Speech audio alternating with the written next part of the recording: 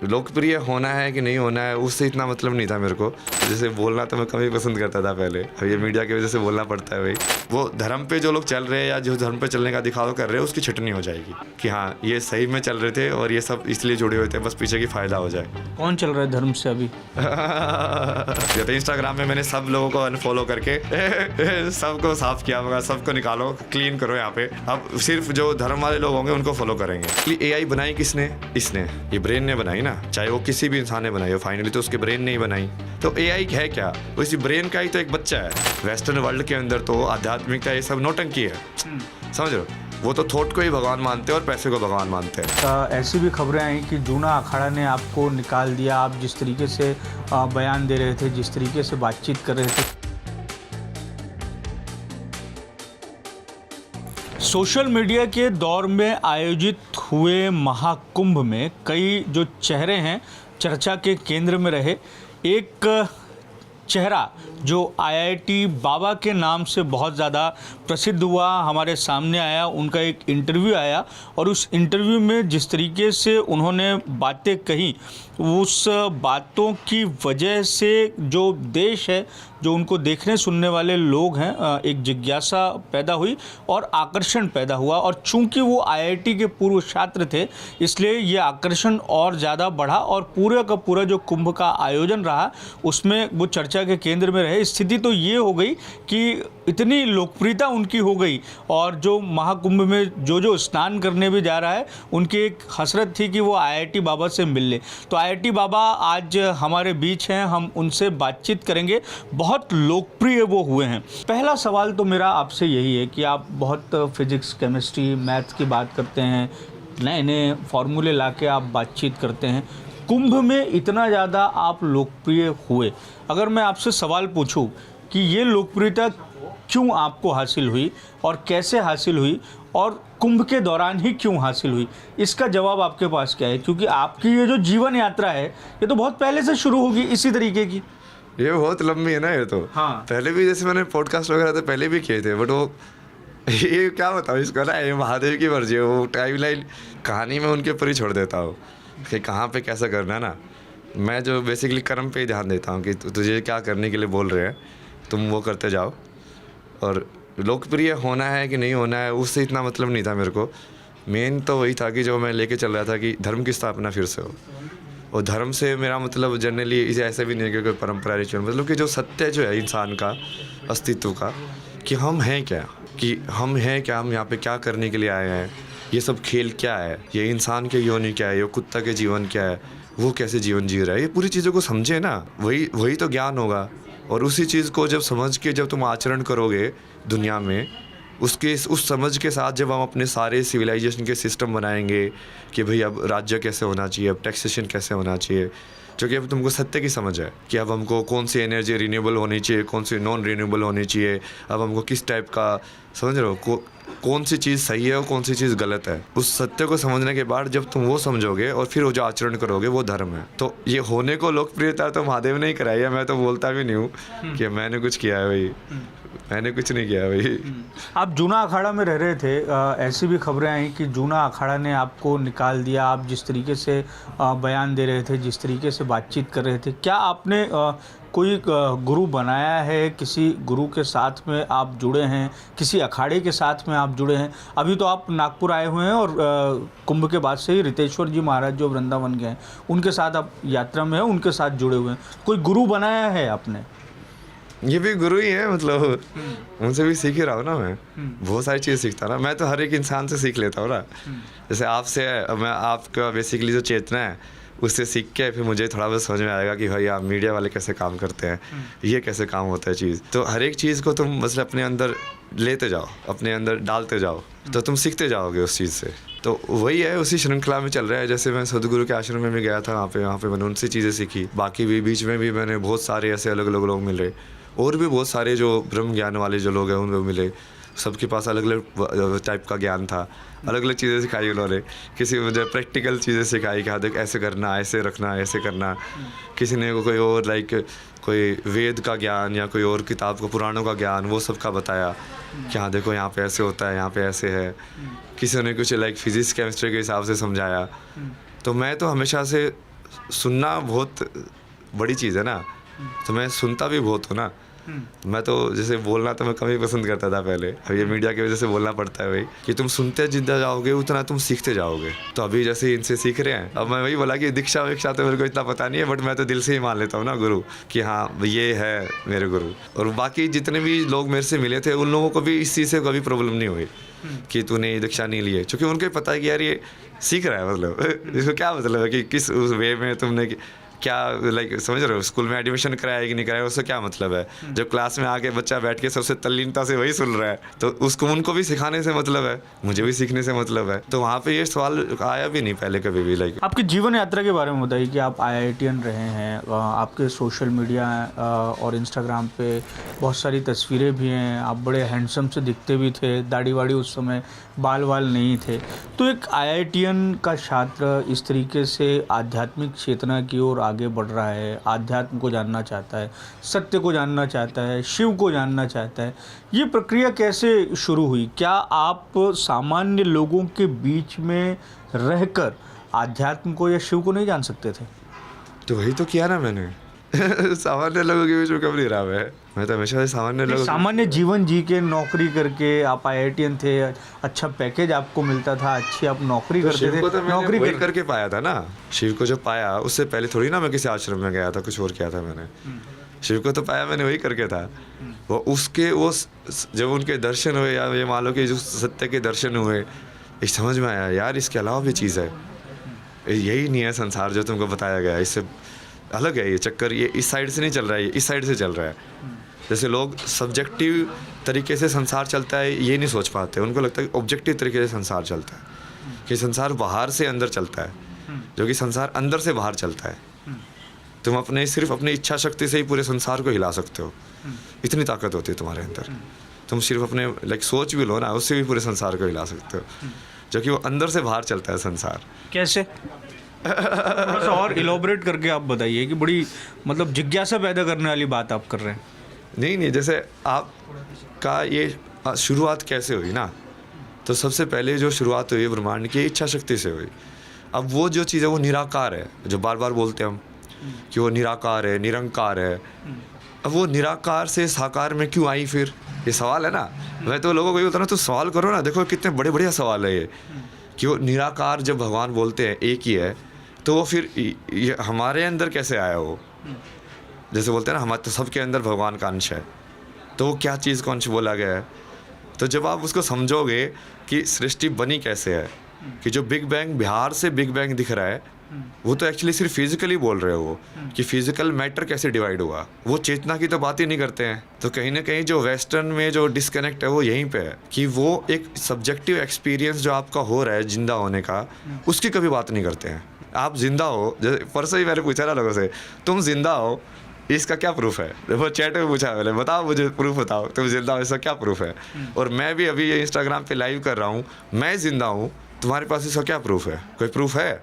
तुम्हारे पास तो सिर्फ डेटा जा रहा है ना। जैसे आप अभी जिंदा हो या AI रोबोट हो, मेरे को क्या पता, लेकिन मुझे मेरा तो पता है कि मैं जिंदा हूँ। कैसे पता? वो जो पता होना है वो किसी साक्ष्य के हिसाब से पता नहीं होता है, उसको ना किसी का प्रूफ चाहिए, वो अपने आप में ही प्रूव्ड है। समझ रहे हो? जो हर चीज़ का साक्षी होगा उस चीज़ का कोई साक्षी नहीं हो सकता ना। जो हर चीज़ को विटनेस कर रहा है, अब उसको विटनेस करके गवाही उसकी थोड़ी देख सकता है कोई। तो उस चीज़ को समझना और वो शिव को समझना, और ये यहीं पे मेन इम्बैलेंस क्रिएट हो रहा है कि लोग आध्यात्मिकता को बाहर से थोड़ा देख रहे हैं, फिजिकल मटेरियली, बट जब तक तुम अंदर लेके नहीं आओगे तब तक तुम रियल में कनेक्ट नहीं हो पाओगे उससे।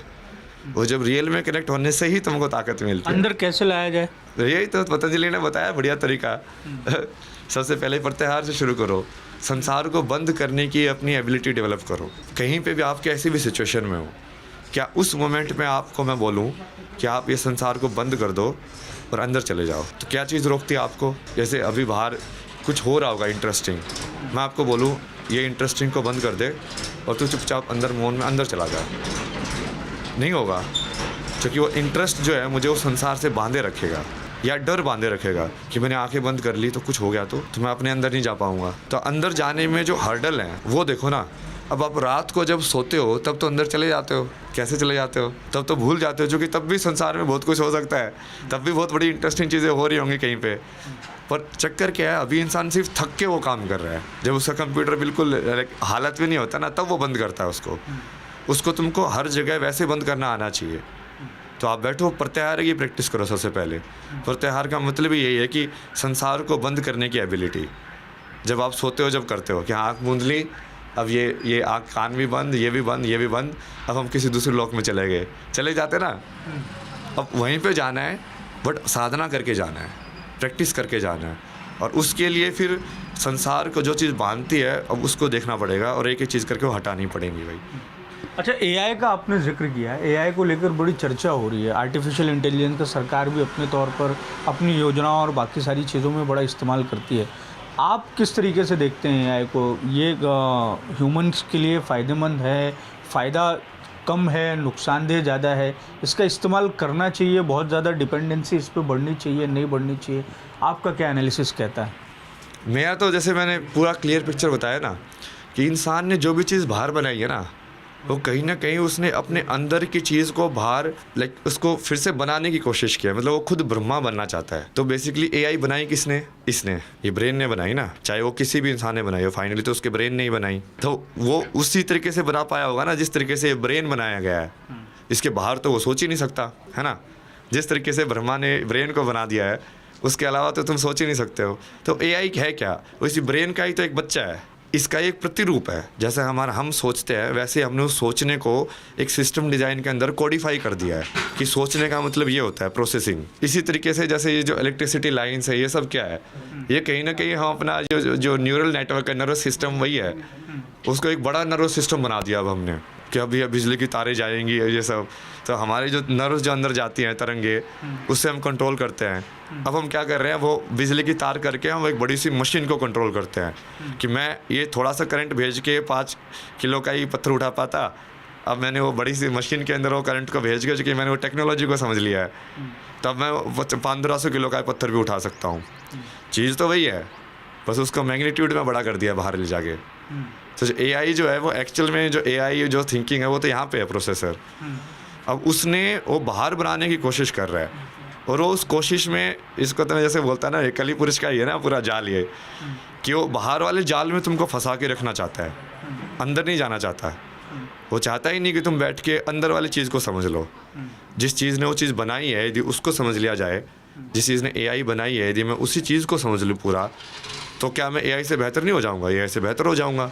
बट तुमको एआई वाले, चाहे डर की वजह से, चाहे किसी भी तरीके की वजह से, उस चक्कर में फंसाया जा रहा है भाई। तो अभी जैसे पूरा हम डिस्कस कर रहे थे इलोन मस्क का, वो सारी चीज़ें डिस्कस कर रहे थे भाई, कि अभी वो जो उनका जो पूरा प्लान है, वो क्या है? वो वही है कि जैसे कार्टून देखे आपने कभी, जैसे जैनजुत्सु वो करते हैं ना पूरे, उसके ऊपर जो मैट्रिक्स जो मूवी में दिखाया गया है, कि इंसान को एक होलोग्राफिक प्रोजेक्शन के अंदर रखा जाए। तो जब एआई के ऊपर, जब आपको पता ही नहीं होगा कि कौन सी चीज़ आपके मोबाइल के ऊपर एआई बना रही है और कौन सी चीज़ सही में रियल इंसान है, और उसके वजह से आपके थॉट मैनिपुलेट हो रहे हैं, तो कहीं ना कहीं तो उसने वो पूरा जाल बिछा दिया ना, माया जाल, और उसके अंदर आप फंस भी रहे हो बढ़िया से। तो होने को तो वो बेसिकली प्रोसेसिंग पावर ही है, जैसे हमारी मन की प्रोसेसिंग पावर है। बट इस प्रोसेसिंग पावर से तुम राम बनते हो कि रावण बनते हो, वो तो तुम्हारे ऊपर है। तब वो प्रोसेसिंग पावर इतनी पावरफुल हो गया कि वो अस्त्र जो है, एआई अस्त्र मान लो उसको, कि एक अस्त्र बना लिया उन्होंने, कि हाँ इससे हम इतनी सारी चीज़ें कर सकते हैं। अब वो एआई अस्त्र जिसके हाथ में होगा, अब वो कैसे यूज़ करेगा?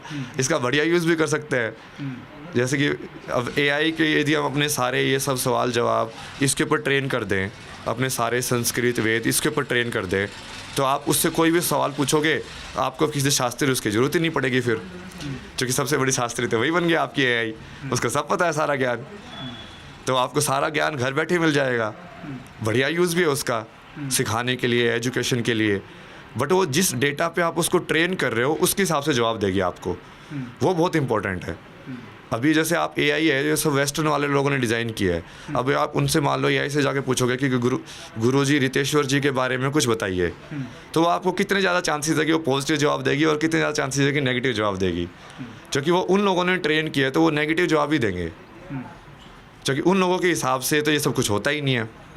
वेस्टर्न वर्ल्ड के अंदर तो आध्यात्मिकता ये सब नौटंकी है, समझ रहे हो। वो तो थॉट को ही भगवान मानते हैं और पैसे को भगवान मानते हैं, दो चीज़ें उनके पास। और इसी वजह से डाला ना ये चक्र जैसे बनाया ना कि ये जो वाइट ब्लॉक जो है, ये यूरोप वाला और यूएस वाला, ये थॉट ड्रिवन कॉन्शियसनेस है। थॉट ड्रिवन कॉन्शियसनेस मतलब कि जो सिर्फ विचारों के हिसाब से चल रही चेतना है जी। और वो बेसिकली ईगो ने उसको पकड़ लिया, अहंकार ने। जब अहंकार उसको पकड़ लेगा तो क्या करेगा, वो तुमसे बेसिकली बड़ी चीज़ कराएगा रावण की तरह, बट वो धर्म के हिसाब से नहीं होंगी। और उसमें जैसे चक्र में ही मैंने बताया कि उन लोगों का ऊपर वाला चक्र तो एक्टिव है बट उनका नीचे ग्राउंडिंग नहीं है। इसलिए तो इन लोगों से बार बार होता है कि हम मार्स में चले जाएंगे। अरे मार्स में धरती को तो समझ ले पहले धरती को तो समझ ले। मार्स में तो तब चला जाएगा जब तू धरती की सारी प्रॉब्लम सॉल्व कर दे। ये बड़ी प्रॉब्लम है कि दुनिया में इतनी गरीबी है, भुखमरी है कि ये बड़ी प्रॉब्लम है कि हम मार्स पे कैसे जाएं, बता मुझे।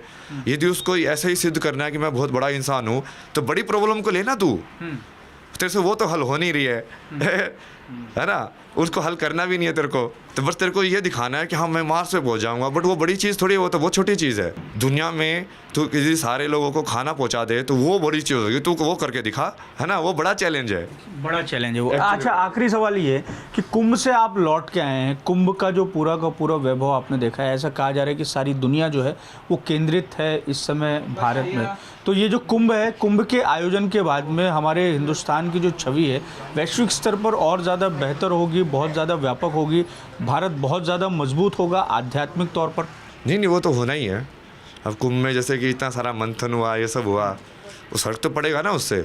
अभी हम ये जो चीज़ें डिस्कस कर रहे हैं, कितनी सारी चीज़ें डिस्कस हो रही हैं कि ये क्या, ये सिर्फ नाम के हिसाब से ये पूरा अध्यात्म चलना चाहिए क्या, सही में उसको ज्ञान भी होना चाहिए क्या, हम सिर्फ वो सही में अध्यात्म फॉलो कर रहे हैं कि नहीं कर रहे हैं, ये सब पूरा। क्योंकि पहले सब भारत को विश्व गुरु बनने के पहले अंदर तो ठीक करना पड़ेगा ना हमको अपने आप, कि अब हमारे पास जो चीज़ें हैं बट हमको ही समझ में नहीं आ रही हैं, तो हमको पहले खुद समझना पड़ेगा उनको कि ये सब कैसे होती है।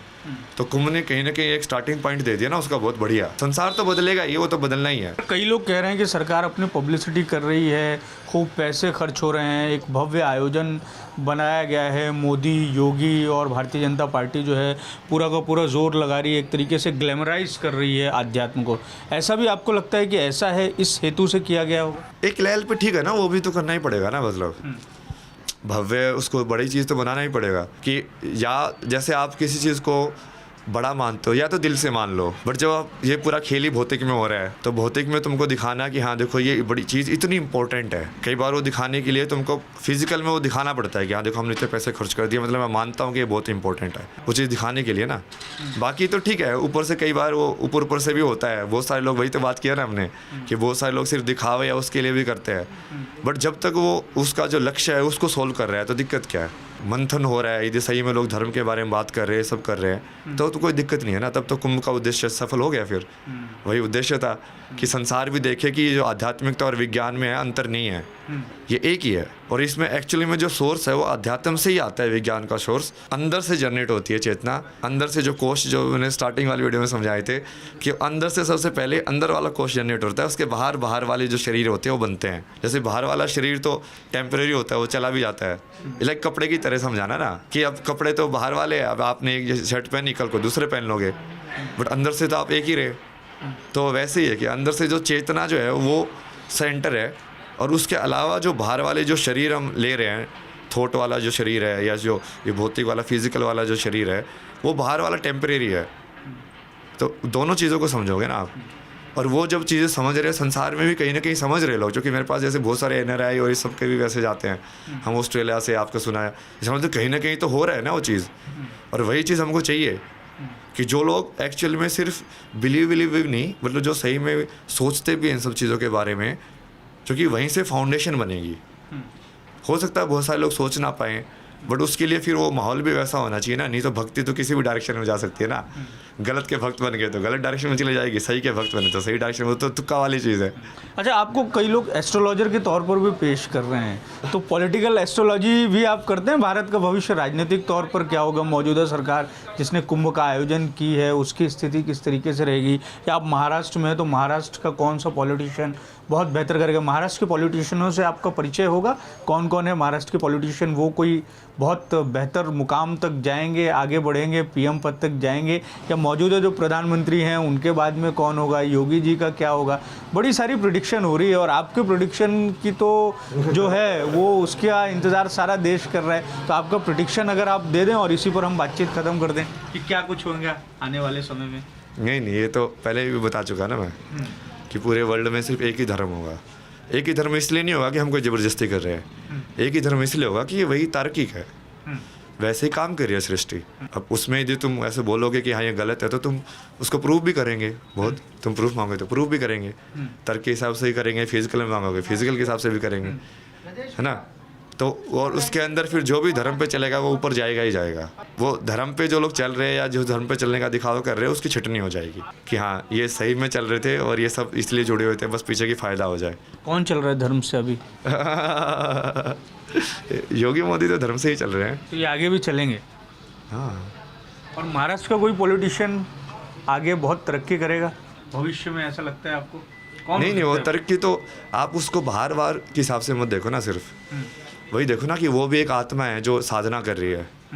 अब उन्होंने कर्म योग को अपनाया कि भाई हम कर्म योगी बनेंगे, जैसे योगी जो है अब वो उन्होंने वैसे साधना की, बट वो कर्म योग है। मोदी जी तो पूरे ही कर्म योगी हैं। उनका बोला कि हाँ तेरी यही साधना है कि तू सिर्फ देश के लिए काम कर, तेरी यही साधना है। तो बहुत सारे लोग हैं तो कहीं ना कहीं साधना जब उसकी फलीभूत होगी तो ज़रूरी नहीं है ना कि आपको ऐसे ही दिखे कि ये प्राइम मिनिस्टर बन गया। हो सकता है कि वो इंसान सही में समझ जाए और आराम से बैठे कहीं पे, उसको अंदर से सुकून या सुख मिलना है ना, मेन एम तो वो है। बाहर की ताकत तो ऊपर नीचे, जैसे आपने वैसे पूछा ना लोकप्रिय, वो तो ऊपर नीचे होता रहता है यार। आज लोकप्रिय हो कल को नहीं हो, आज को ऊपर हो कल के नीचे हो, वो तो ठीक है। बट तुम अंदर से क्या तुमने वो जो साधना की थी निस्वार्थ भाव से, जो निष्काम कर्म जो कृष्ण ने बोला वो किया जब तुमने, तो क्या तुम्हारे अंदर तुमको कोई चेंज महसूस हुआ करने के बाद? वो ज़रूरी है ना। वो आध्यात्मिकता दिखावे के लिए मत करो ना, अपने लिए करो। जब तुम अपने लिए करोगे तो तब तुमको दिखेगा वो कि हाँ इससे होता है। अच्छा, आप कुंभ में इतने फेमस हो गए हैं, कोई पुराने दोस्त यार आपसे बिछड़े हुए मिले हैं वापस से, जो जिनसे आपका संबंध छूट गया हो, जिनसे या कि आप बिछड़ गए हो? कुंभ के बारे में पहचान ये है कि लोग बिछड़ते हैं, लेकिन इस बार की स्थिति ऐसी है कि लोग बिछड़ भी नहीं रहे। तो आप जिस तरीके से फेमस हुए तो कुछ पुराने दोस्त यार वापस आपसे मिले हों, कुछ वहाँ आके पहुँचे हों और आपसे मुलाकात की हो, ऐसी भी स्थिति बनी? नहीं, वो तो मैंने बीच में ही काट दिया, क्योंकि मैं चीज़ें बहुत पहले से कर रहा था ना। तो जो लोग अपने आप को दोस्त यार ये सब बोलते हैं तो उनके पास तो मैं पर्सनली जाके मिल के आया हूँ सबसे। जब मैंने यही सारी चीज़ें समझाता था उनको, मैं समझाता था कि यार साइंस रियल नहीं है, तब वो मानते ही नहीं थे उस चीज़ को, क्योंकि वाईटी से पढ़े हुए हैं, उनको उसी चीज़ के ऊपर पैसा कमा रहे हो। वो मानते ही नहीं थे उस चीज़ को। तो अब वो इस चीज़ को मान रहे हैं तो वो सिर्फ इसलिए ना कि आप लोगों की वजह से, वो लोकप्रियता की वजह से मान रहे हैं। वो चीज़ अभी समझ में नहीं आ रही उनके। वो तो अब ऐसा है कि हाँ बहुत सारे लोगों को, चाहे दूसरे लोगों को समझ में आ रही है, उनको लग रहा है भाई हम पीछे ना रह जाएं। वो तो मैंने पहले ही साफ़ कर दिया था। इंस्टाग्राम में मैंने सब लोगों को अनफॉलो करके सबको साफ़ किया, मगर सबको निकालो, क्लीन करो यहाँ पे। अब सिर्फ जो धर्म वाले लोग होंगे उनको फॉलो करेंगे, जो धर्म वाले लोग होंगे वही फॉलो करेंगे। बड़ा मज़ा आया अभय जी आपसे बातचीत करके। बनारस में बड़ी खोज हमने की, बड़ी जद्दोजहद की, लेकिन आप वहाँ नहीं मिले। पर संयोग ये था कि शायद मुलाकात हमारी यहाँ हमारे शहर में ही तय थी, तो आज ये मुलाकात की मौका आया और आपसे बातचीत हुई, और मौका मिलते रहेगा तो हम बातचीत आगे भी करते रहेंगे। बहुत बहुत धन्यवाद आपका। हर हर महादेव। तो ये थे अभय सिंह, जो इन दिनों बहुत ज़्यादा फेमस है IITian बाबा के तौर पर, लेकिन उनका कहना है कि वो बाबा नहीं है, अभी वो आध्यात्म के मार्ग पर जा रहे हैं, सत्य की खोज कर रहे हैं। और इनका ये कहना भी है कि सत्य जो है वो शिव ही हैं, तो शिव का ही वो खोज कर रहे हैं। वीडियो जर्नलिस्ट मिथुन आत्मने के साथ दिव्येश द्विवेदी, UCN न्यूज़, नागपुर।